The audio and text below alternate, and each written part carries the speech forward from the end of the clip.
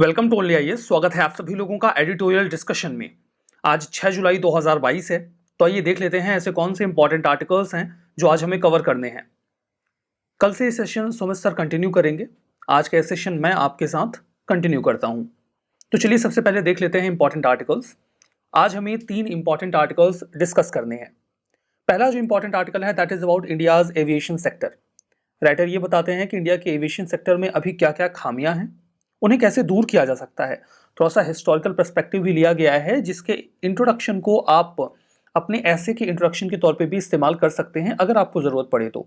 दूसरा article India Sri Lanka relations के बारे में है। राइटर का ये कहना है कि भारत को श्रीलंका की मदद कुछ इस तरीके से करनी चाहिए जो श्रीलंका की इकोनॉमी को एक तरीके से स्टेबलाइज कर दे और वो उनके लिए डिग्निफाइड भी हो। अब इनके जो ओपिनियन है, जो सजेशंस हैं, वो हैं तो बहुत अच्छे लेकिन थोड़े से अनरियलिस्टिक लगते हैं। अगर हम उन्हें इंप्लीमेंट कर दें तो ये बिल्कुल वैसे ही होगा जैसे इंडिया श्रीलंका की इकोनॉमी को संभाल रहा है। बट फिर भी हम इस पूरे आर्टिकल का एनालिसिस करेंगे। जो तीसरा आर्टिकल है वो ट्यूबरकुलोसिस को कंट्रोल करने के बारे में है। ये आर्टिकल बहुत ही वेल रिटन है, बहुत ही प्रॉपर कैटेगराइज किया गया है जो प्रॉब्लम्स हैं और उसका जो सोल्यूशन है उसे बहुत अच्छी तरीके से लिखा गया है। ये आर्टिकल पढ़ के आपको बहुत ज़्यादा मज़ा आने वाला है। तो चलिए शुरू करते हैं। जो हमारा पहला आर्टिकल है वो इंडियन एविएशन नीड्स के बारे में है। जैसा कि हम चर्चा कर रहे थे, आप इसे जीएस पेपर 3 के इस टॉपिक से कनेक्ट कर सकते हैं। देखिए, पॉलिसी मेकर्स को इस बात को रिकॉग्नाइज करना होगा कि जो अनटैप्ड पोटेंशियल है हमारे एविएशन सेक्टर में, हम उसे कैसे कैटर कर सकते हैं। थोड़ी सी कहानी पिछले जमाने की यहाँ पे सुनाई गई है कि लगभग 4 दशक पहले इंडिया के पास 2 टेलीविजन चैनल हुआ करते थे। एक दूरदर्शन 1 और दूसरा दूरदर्शन 2। DD1 DD2 आप सभी लोगों को याद ही होगा, आप सभी लोगों ने देखा होगा अपने अपने टाइम में।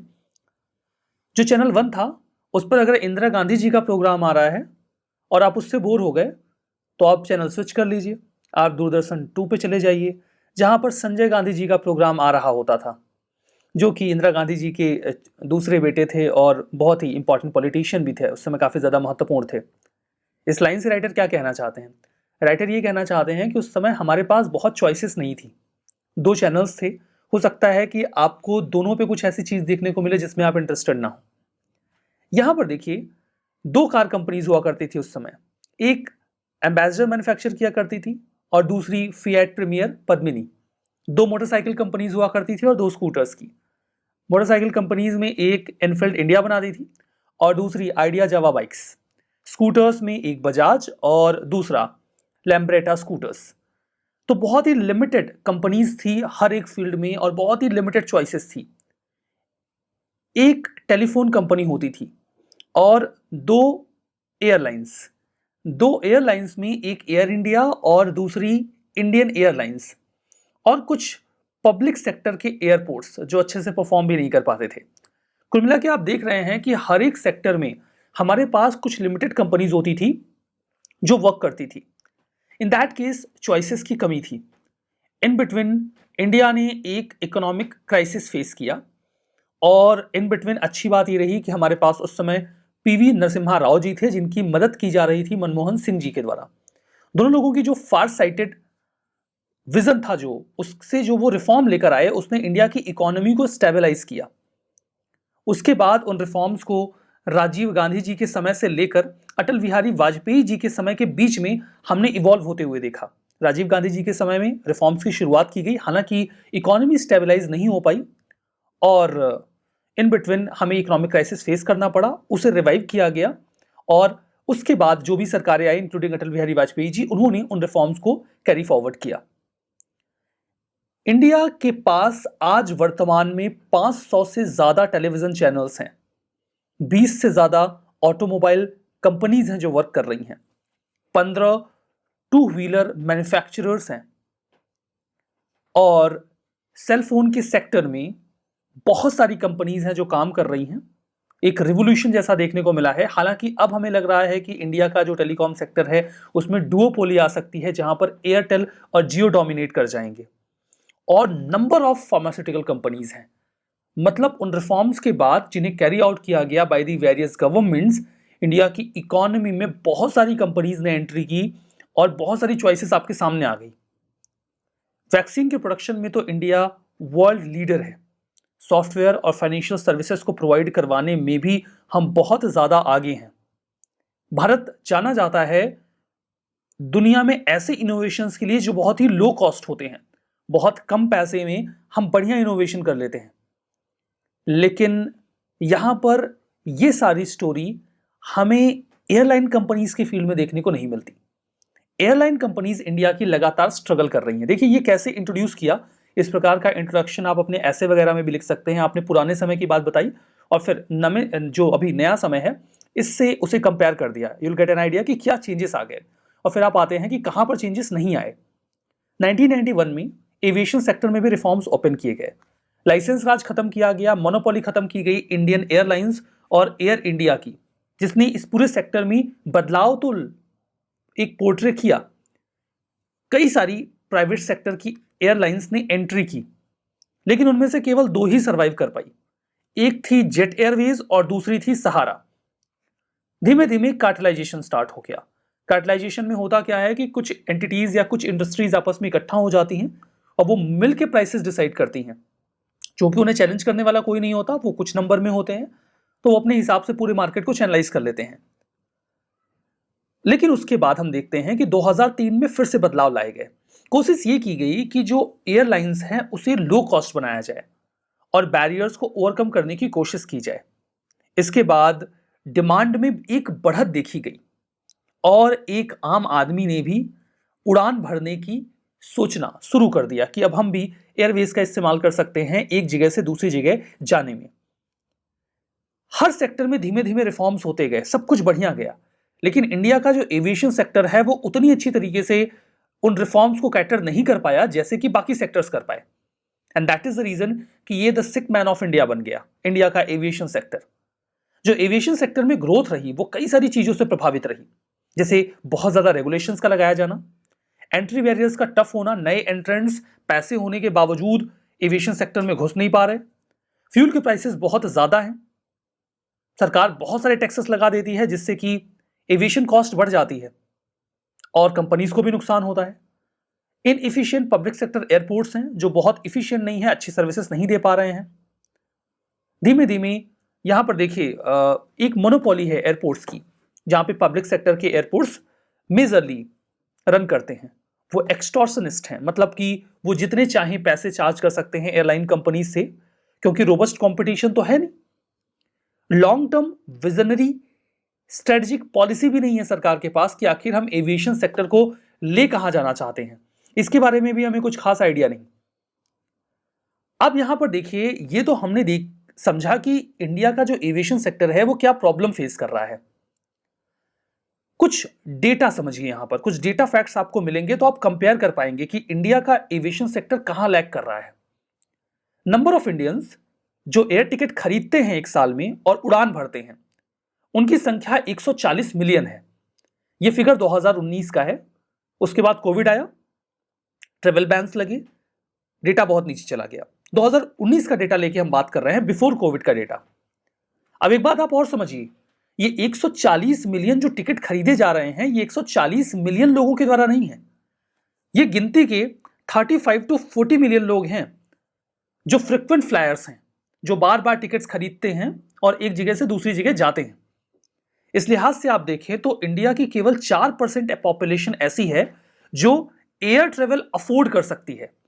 और इस लिहाज से अगर आप इंडिया को कंपेयर करेंगे, जहां की पूरी पॉपुलेशन का केवल 4% एयरवेज का इस्तेमाल कर रहा है, तो इंडिया को आप कुछ गरीब अफ्रीकन कंट्रीज की श्रेणी में डाल सकते हैं, जहां पे एयर टिकट्स पे पर कैपिटा कंजम्पशन बहुत ही ज्यादा कम है। इसके कंपैरिजन में अगर आप बाकी देशों को देखें, जैसे कि ब्राजील, मलेशिया, इंडोनेशिया, चाइना, वो इस मामले में हमसे बहुत ज्यादा आगे हैं। बहुत ज्यादा आगे है का क्या मतलब होता है, कितना आगे हैं पता तो चलना चाहिए। चलिए ये भी पता कर लेते हैं, एग्जाम्पल लेंगे तो समझ में आएगा। आयरलैंड बहुत बड़ी इकोनॉमी नहीं है, बहुत ज्यादा उनकी पॉपुलेशन नहीं है, लेकिन वहां पर 28 मिलियन डोमेस्टिक एयर पैसेंजर्स हैं, या फिर इतने टिकट्स खरीदे जाते हैं, जबकि वहां की पॉपुलेशन महज 5 मिलियन है। मतलब 5 मिलियन की पॉपुलेशन पर 28 मिलियन टिकट खरीदे जा रहे हैं। यूरोप की बात करते हैं, यूरोप की जो टोटल पॉपुलेशन होगी दैट इज अबाउट 447 मिलियन, और इसके कंपैरिजन में टिकट्स खरीदे जाते हैं 1146 million, more than double, approximately 2.5 times.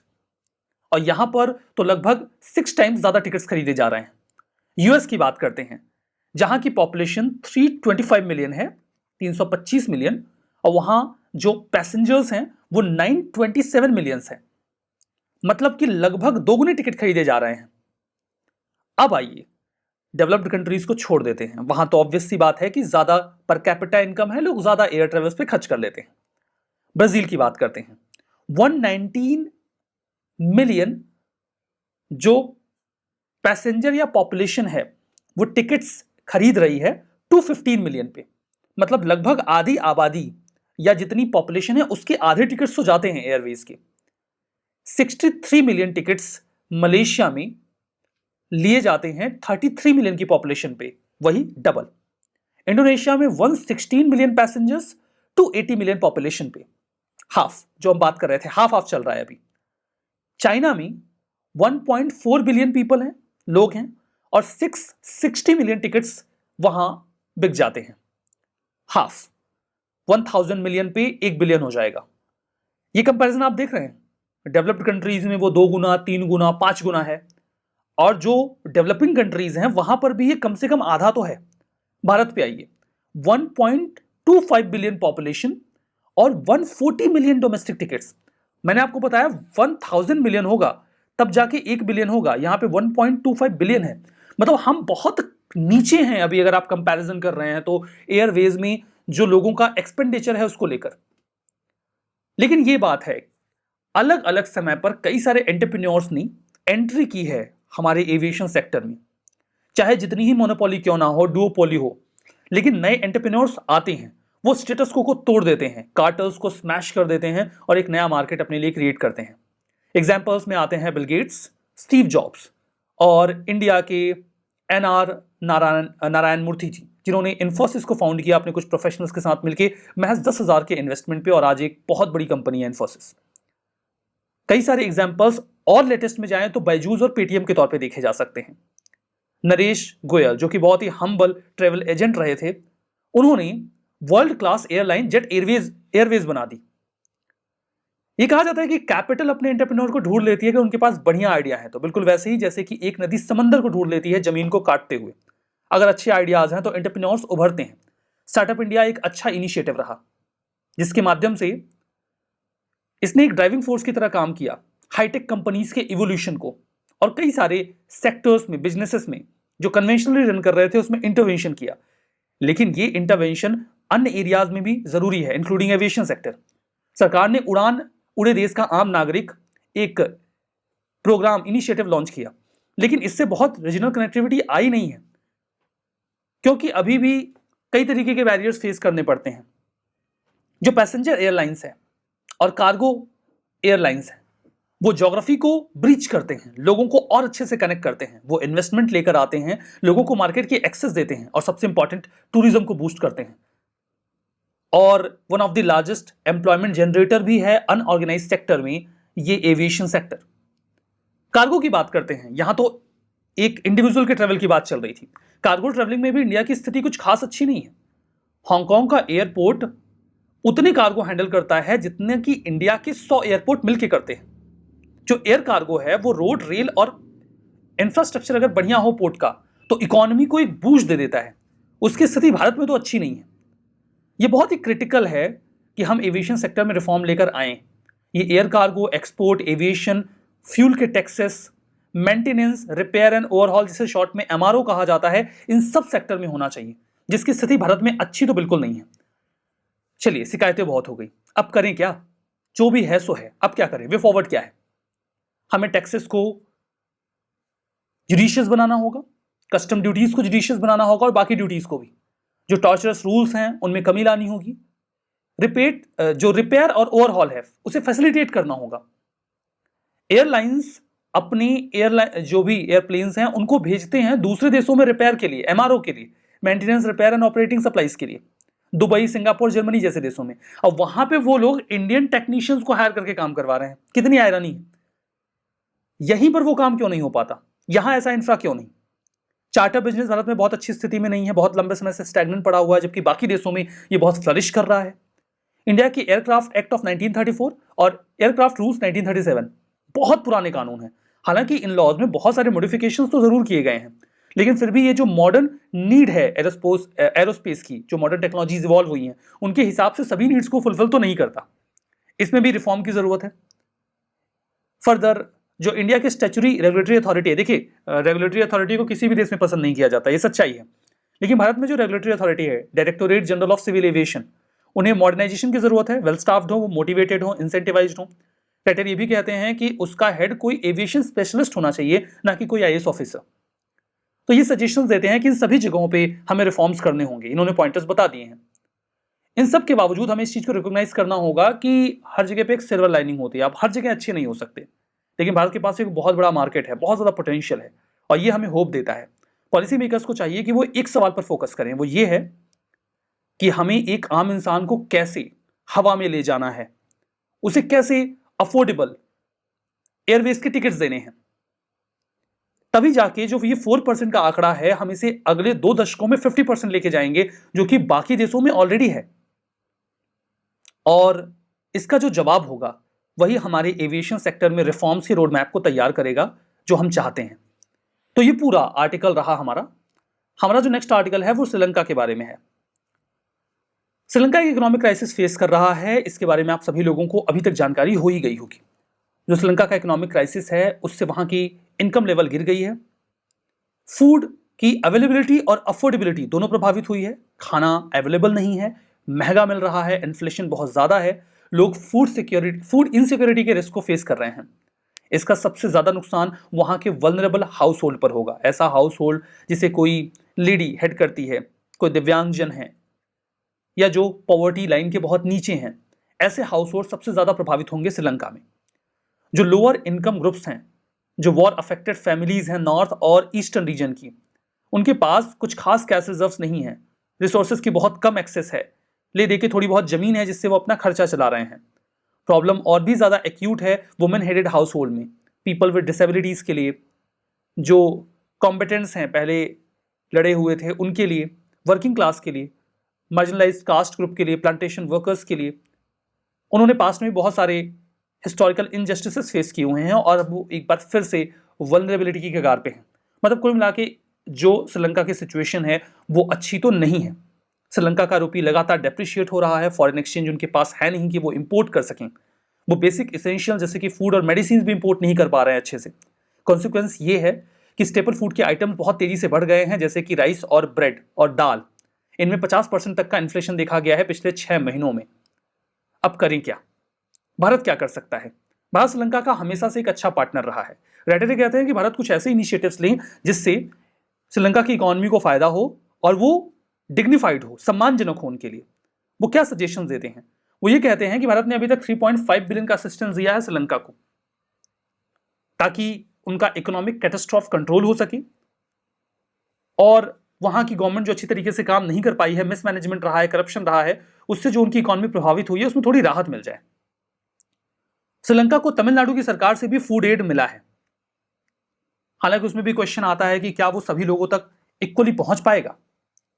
Meanwhile हमें कुछ और थॉटफुल असिस्टेंस देना होगा श्रीलंका को, ये राइटर कहते हैं, स्पेशली उन लोगों को जो बहुत ज्यादा गरीब है, जो लेफ्ट आउट है।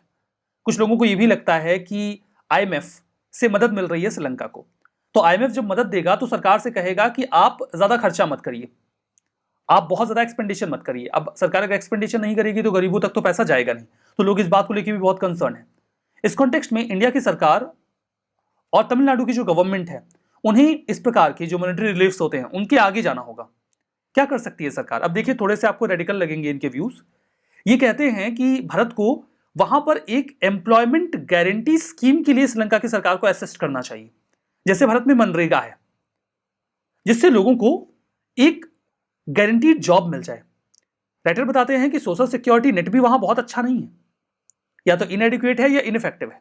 वहां पे भारत जैसा कोई strong public distribution system PDS नहीं है। देखिए, स्ट्रॉन्ग पीडीएस हमेशा देश को बचाता है।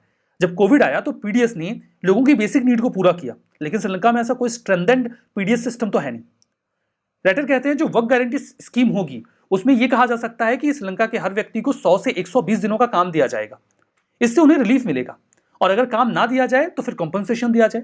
कॉम्पनसेशन में ये बोलते हैं कि जो कॉम्पनसेशन दिया जाए वो 70% इन काइंड हो, मतलब 70% आप अनाज के रूप में दीजिए, जिसमें दाल, व्हीट, गेहूं आप ये दे सकते हो, या केरोसिन, या लोकली वो फूड जो अवेलेबल ना हो, और बाकी 30% आप इन कैश दे दो।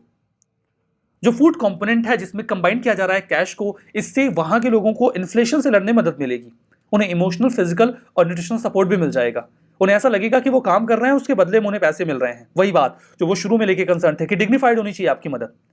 और जो आप मनरेगा जैसे जो आपका वर्क है उसमें जो आप करवा रहे हो, वो एग्रीकल्चर इंफ्रा को मजबूत करने के लिए काम करवाओ, जैसे एम्बार्कमेंट रिपेयर करवाओ, चैनल्स एंड ड्रेनेज को सही करवाओ, जिससे कि उनका एग्रीकल्चर भी थोड़ा बेटर हो जाए। यूनाइटेड नेशंस ने एस्टिमेट किया कि वहां पे 50 लाख लोग ऐसे हैं, उनमें से लगभग 20% श्रीलंका के बहुत ही गरीब लोग हैं, जो सबसे ये 50 लाख की जो पॉपुलेशन है वो लगभग 20% हो जाएगी, जो हाईएस्ट रिस्क में है। इंडिया को चाहिए कि वो इस ग्रुप को टारगेट करे। 10 लाख फैमिलीज तक इंडिया अपनी रीच मेंटेन करे, जो अप्रोक्सीमेटली 15% होगा।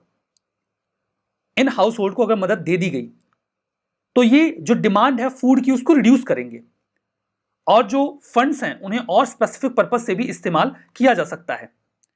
छोटे किसानों को स्मॉल क्रेडिट्स दिए जाएं, एक्सपर्टीज को शेयर किया जाए ताकि उनका एग्रीकल्चर थोड़ा बेटर हो जाए।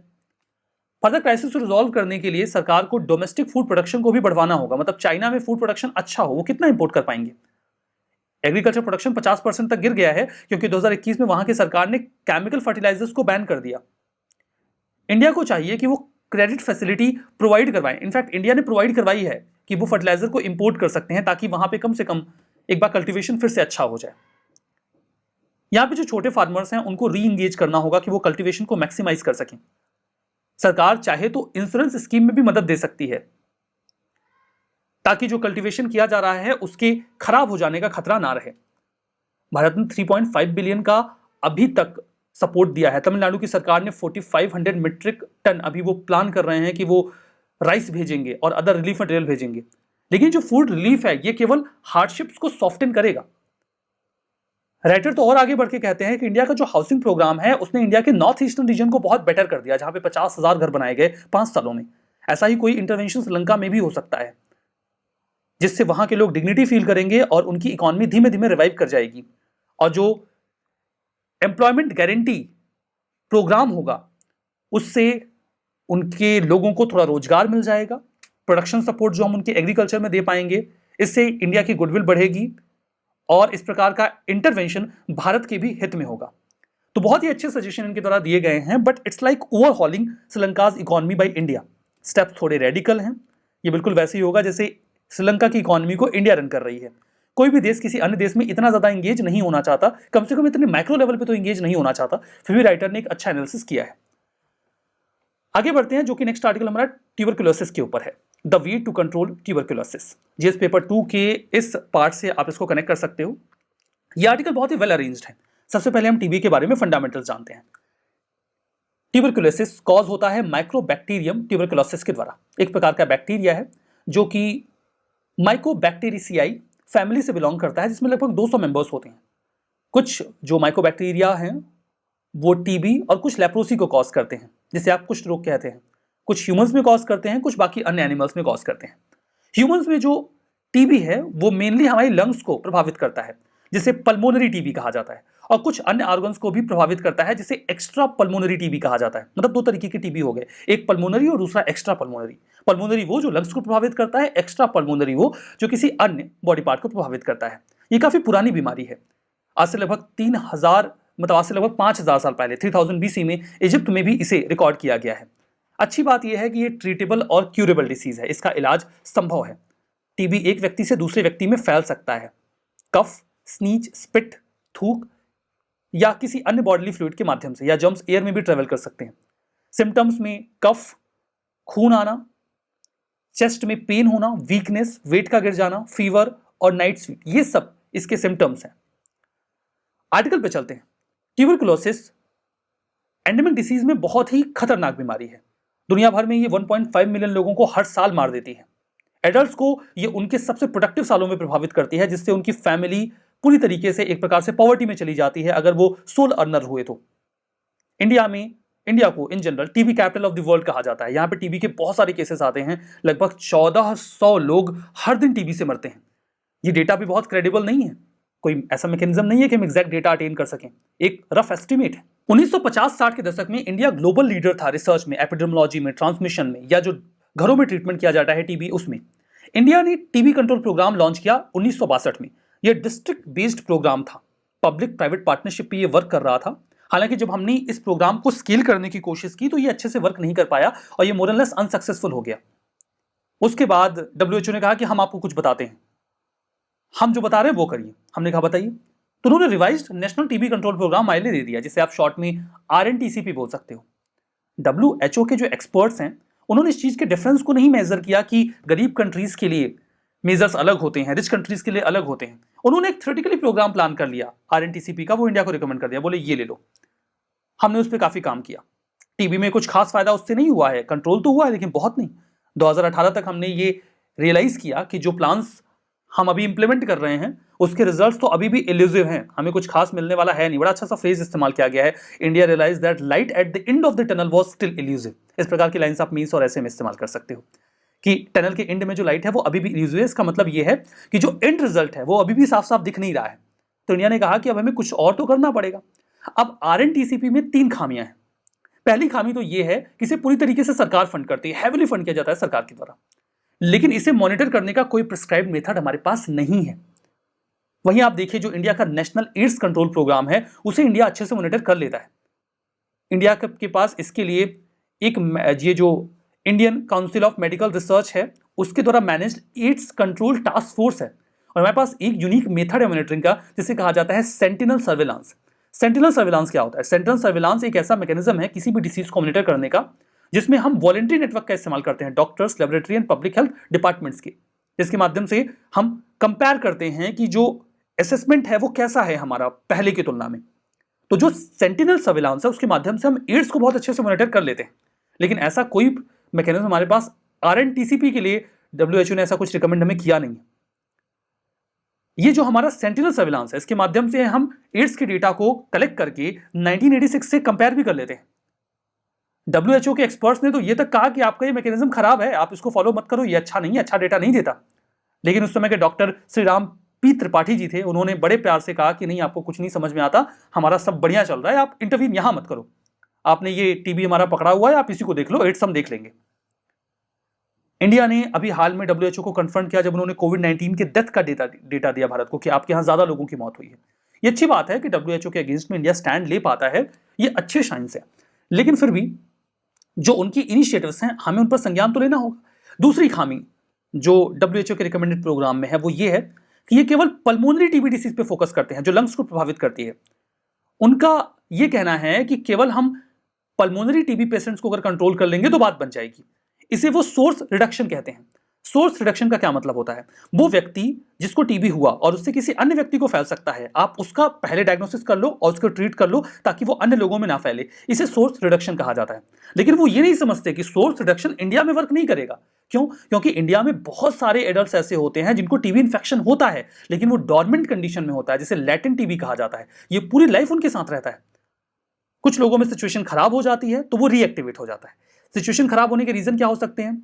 HIV इन्फेक्शन हो जाए, diabetes, under nutrition, lung damage pollution की वजह से, टोबैको स्मोकिंग, इम्यून फंक्शंस का गिर जाना, इसके बाद ये टीबी रिएक्टिवेट हो जाता है।